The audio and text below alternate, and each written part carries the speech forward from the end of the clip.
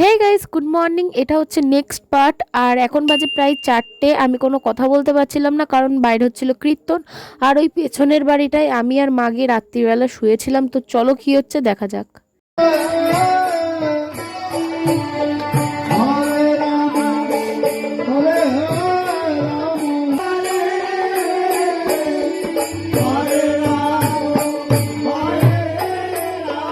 আর হালকা আলো বেরোনোর পরেই আমি ব্রাশ করে ফ্রেশ হয়ে নিয়েছিলাম।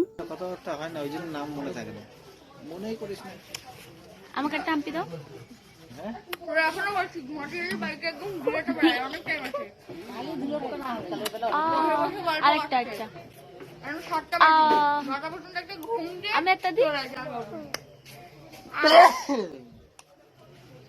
কোয়েলে পাপাটা আমার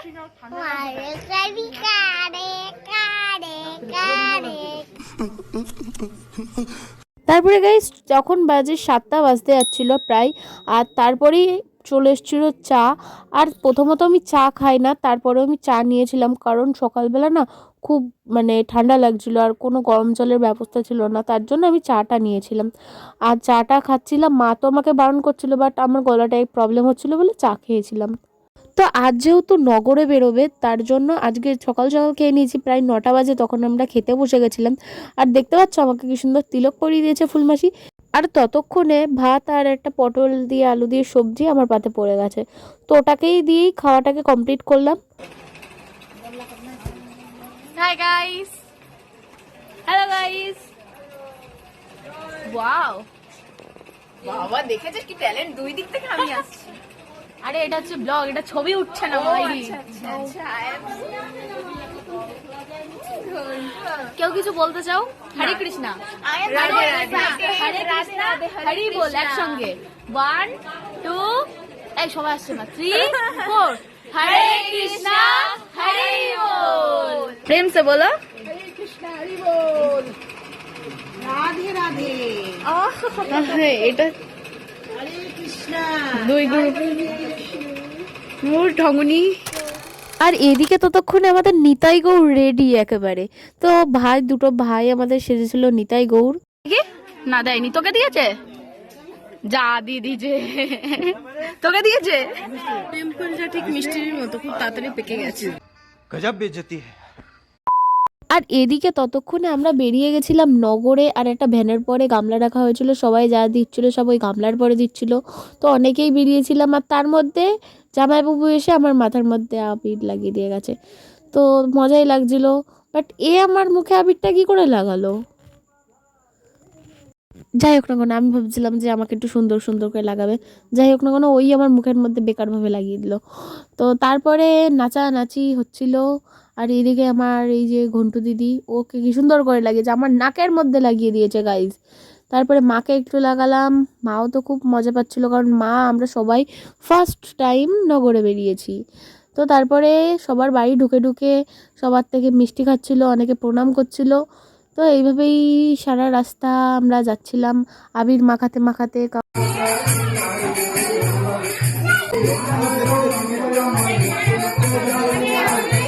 দেখি তোর মুখটা।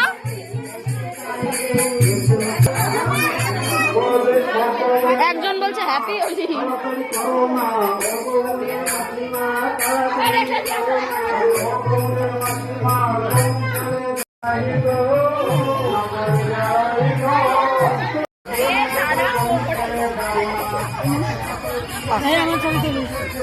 তোমার ছবি, তোমার একটা ভিডিও হবে, এই দেখো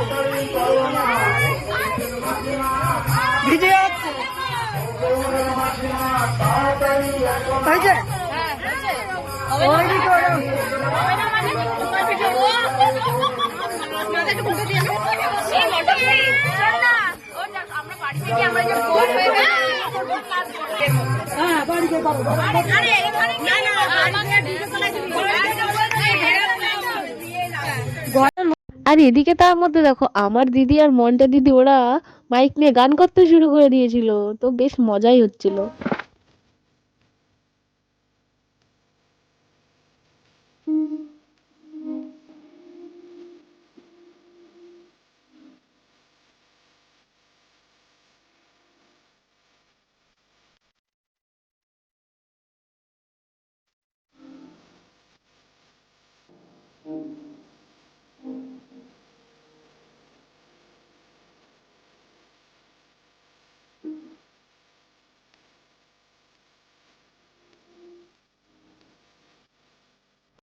সো গাইস বাড়ি আসার পরে আমাদের পরিস্থিতিটা ঠিক এই রকম ছিল, আর তারপরে কি হলো দেখো।